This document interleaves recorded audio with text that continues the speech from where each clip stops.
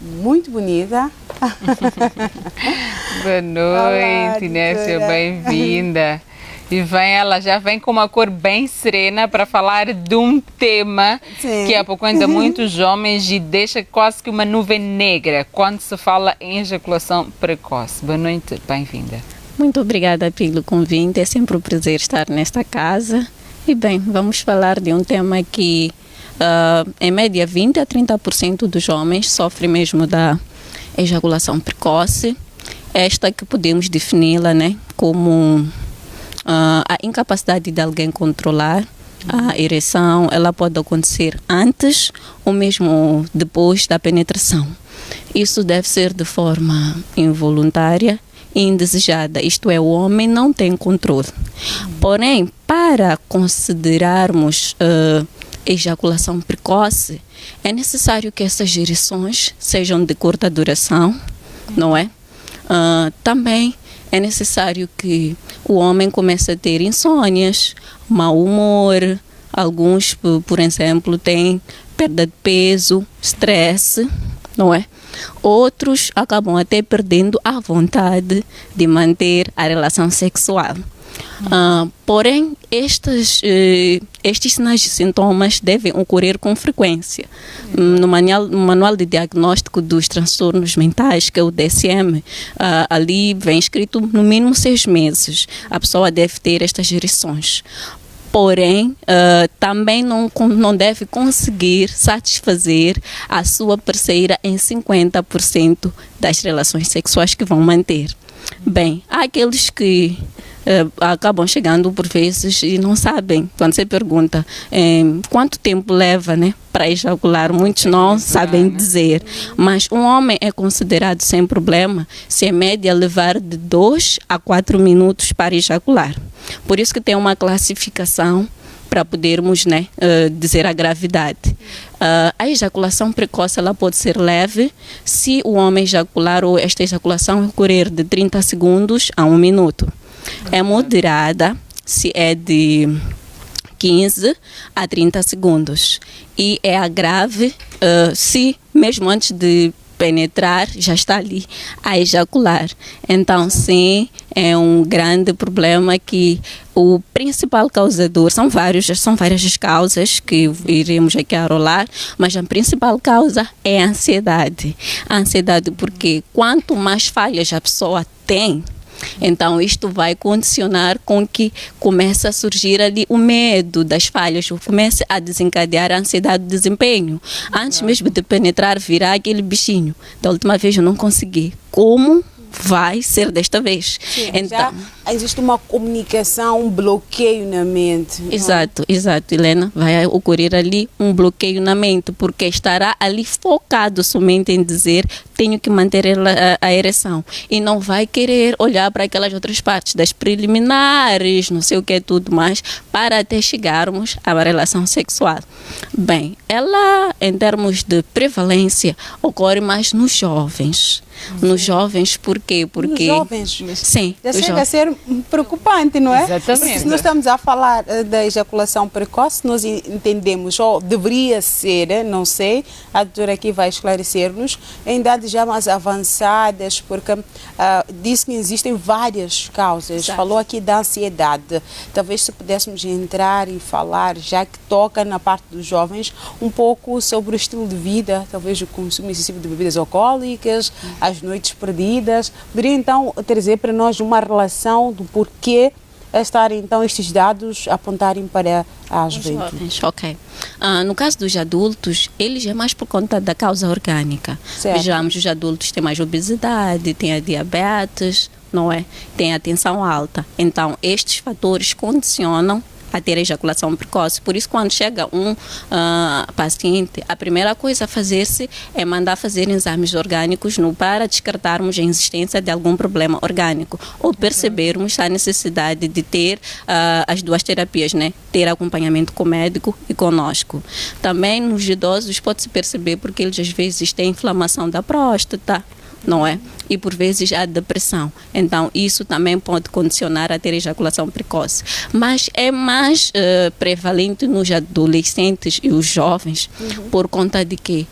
Primeiro porque os adolescentes são aqueles que ainda estão na primeira relação, então às vezes já falta né? descoberta. Então, às vezes por conta da falta de experiência, acabam ali, por vezes está em casa da namorada, já quer ali, tem medo de aparecer alguém ou os pais da namorada, então pode começar a ter a ejaculação precoce. Ou está num lugar público, ou está no banco de um carro. São os adolescentes que têm mais esta adrenalina.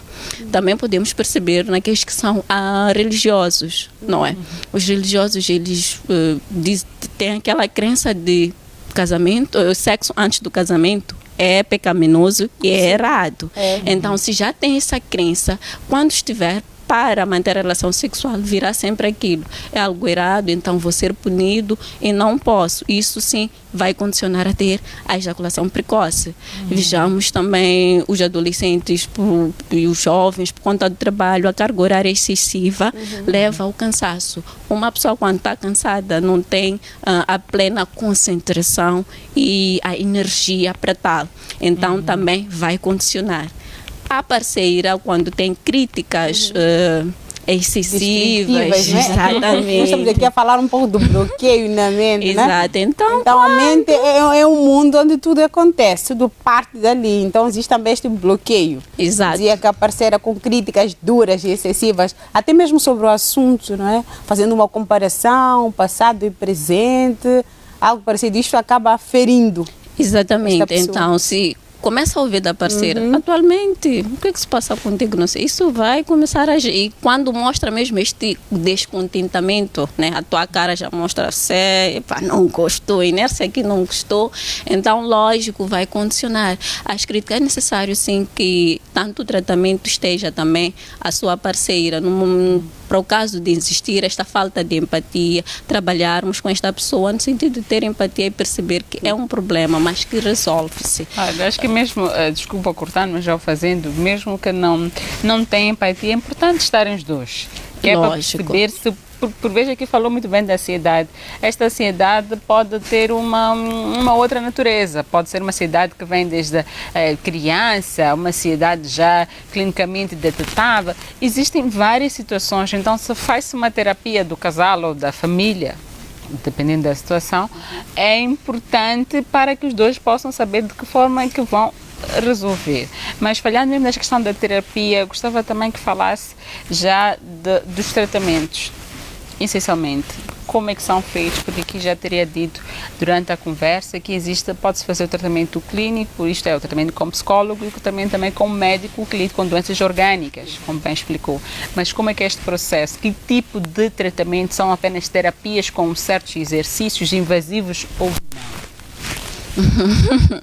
Bem, as terapias vão, mas primeiro faz-se uma psicoeducação, porque muitas das pessoas nem sabem o que é isso de ejaculação precoce. Alguns podem chegar e só dizem: não consigo satisfazer a minha parceira. De que formas? Então, através da história que vamos escolher, é que vamos perceber como é que não está a conseguir satisfazer. Então, muitas das vezes, a ejaculação precoce leva a frustrações, a culpa, leva a vergonha, a angústia, traz ali um grande sofrimento nesta pessoa, por conta, às vezes, do próprio relacionamento ficar conturbado, pode já começar a levar a traições, não é, separações, outros até mesmo ao divórcio. Então, a necessidade de perceber na íntegra como é que está, né, esta dinâmica relacional entre eles, trabalhar-se com ele no sentido de ter crenças distorcidas, né? Bem, teve falhas, mas esse seu desempenho a quantas anda? Vamos também analisar ali a gravidade, né? Mas sim, às vezes tem a parte invasiva, porque às vezes tem uma técnica em que tem que, né, ter uma atenção plena, no sentido de tentar segurar ali o órgão genital para não ter a ereção, mas isso depende da gravidade para podermos condicionar esta pessoa a usar esta técnica.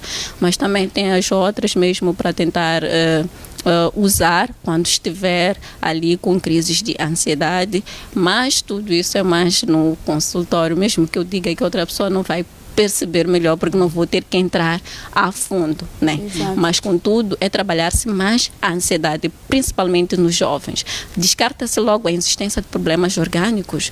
Vamos trabalhar com terapias e elas, sim, solucionam muito, muito mesmo. E para aqueles que têm depressão, os antidepressivos, o psiquiatra vai administrar, porque nós não administramos, simplesmente usamos psicoterapias. Exato. O psiquiatra vai administrar antidepressivos no sentido de regular o humor e tentar ver essa estimulação até que nível está.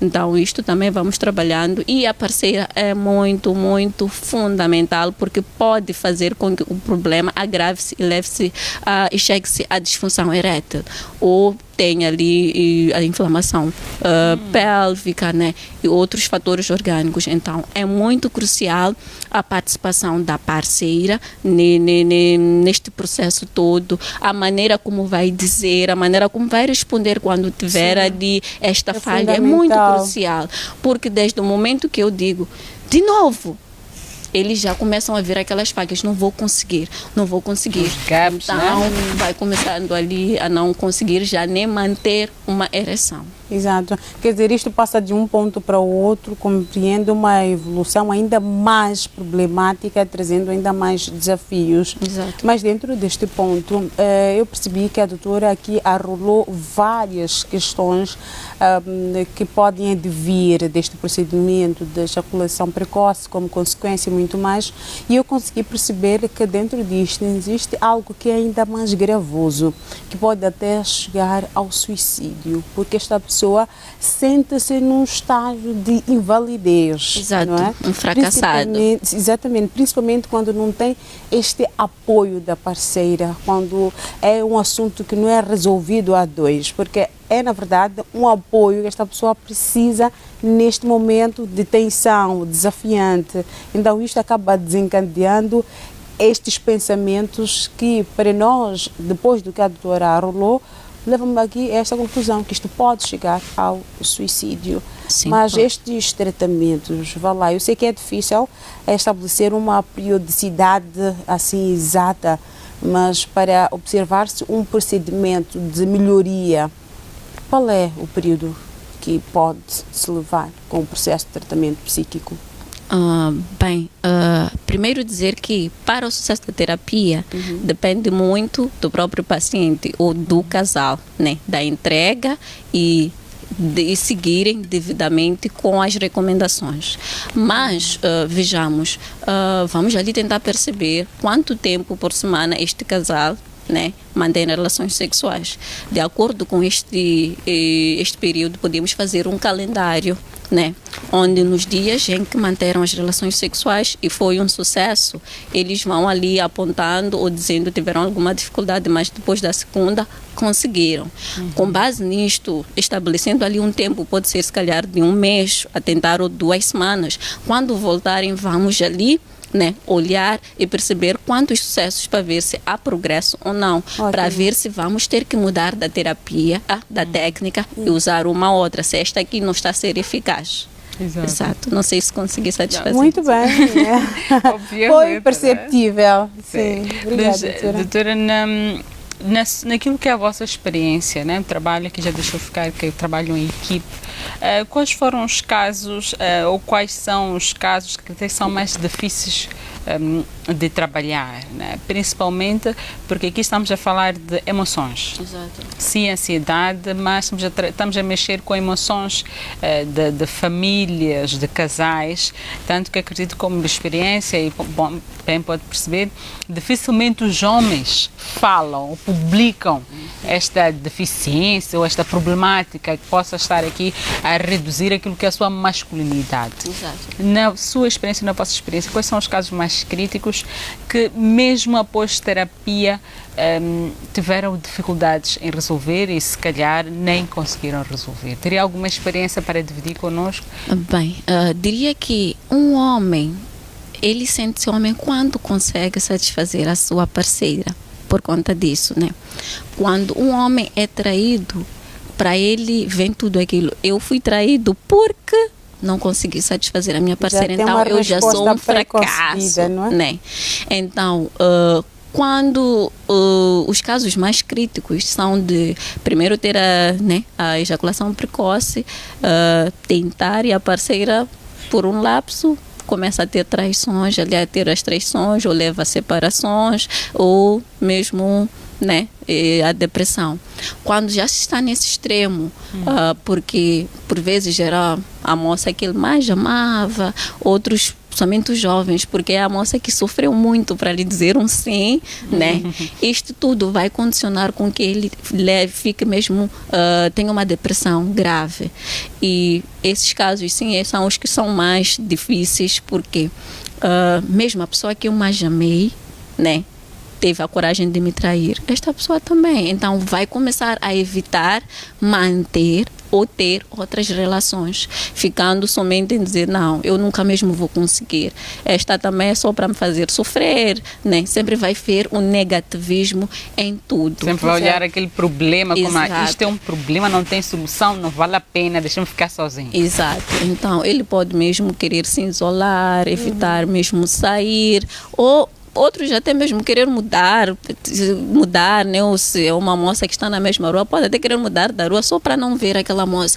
Um dos problemas que mais afetam o homem são relacionamentos e traições. As traições são as que matam os rapazes, porque o homem, quando ama, ele ama mesmo a fundo. A mulher, ela é capaz, depois de um tempo, superar-se. Tem gavetinhas, né? Exato. Numa gaveta. Tem capacidade Acho que a mulher põe numa gaveta, mas não guarda. vamos entrar na parte feminina, senão vamos acabar revelando aqui alguns segredos. Vamos deixar as gavetas femininas muito bem guardadas, senão os homens vão dizer, não, elas já mudaram de ideia, estão a trazer outras propostas. Então, vamos aqui, doutora, como falava um pouco da questão da exclusão social, que esta pessoa se vai excluir socialmente e vai colocar rótulos sobre si próprio e de uma forma negativa.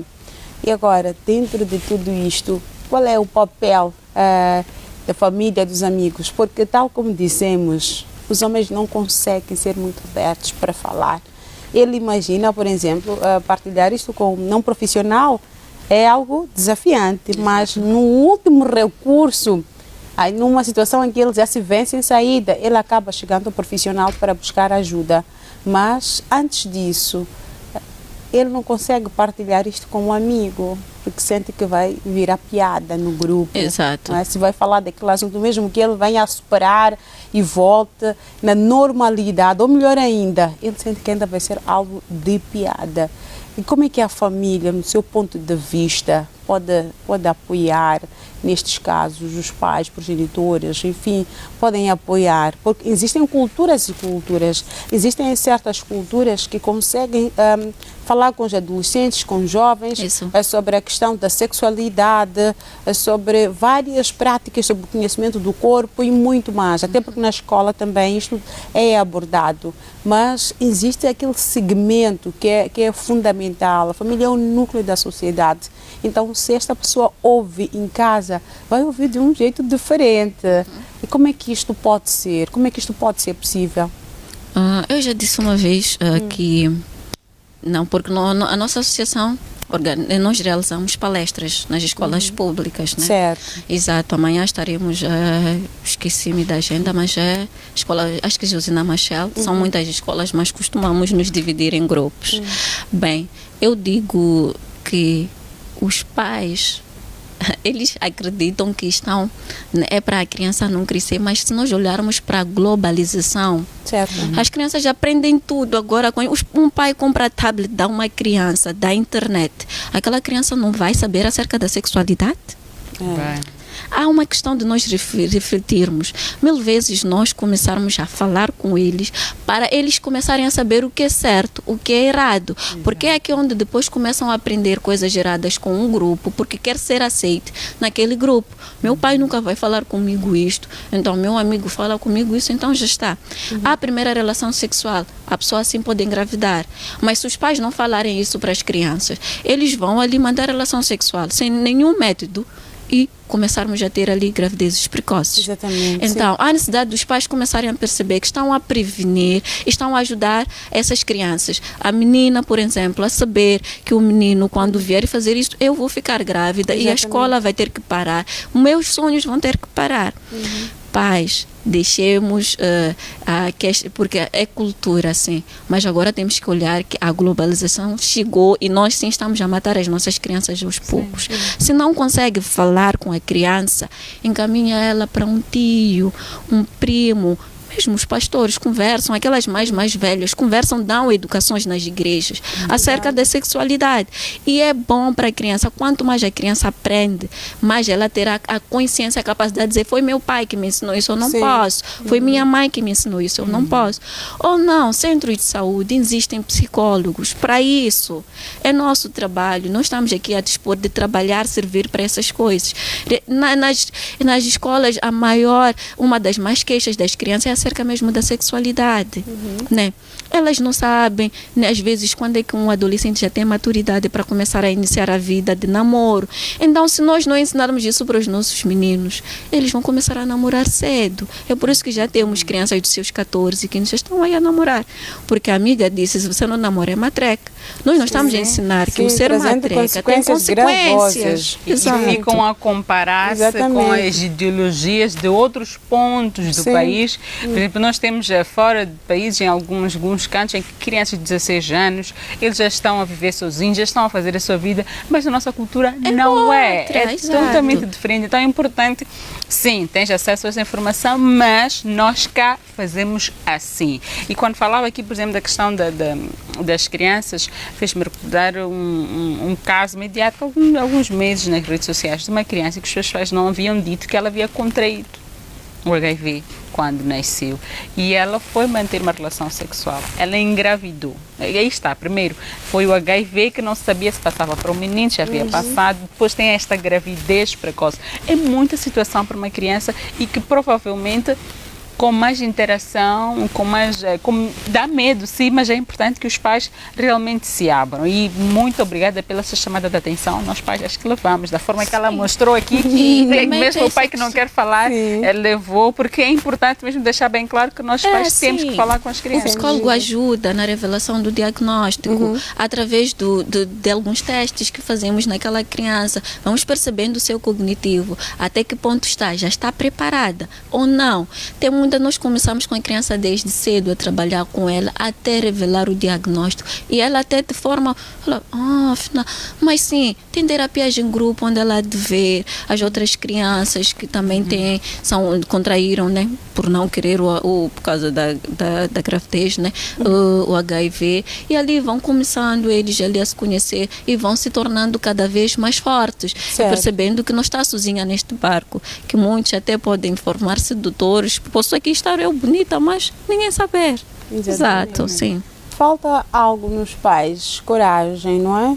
As questões metódicas e culturais também acabam travando esta conversa, que não, ainda é criança, é cedo, não posso falar agora, falo depois e o tempo vai passando, esta criança vira um adulto, um adolescente aí destreinado, despreparado, depois já são essas consequências todas, o abandono escolar, gravidez precoce e muito mais. Muito mais mesmo. Doutora, queremos agradecer bastante pela sua presença no Primeira Página, queremos pedir as últimas considerações. Obrigada. Obrigada.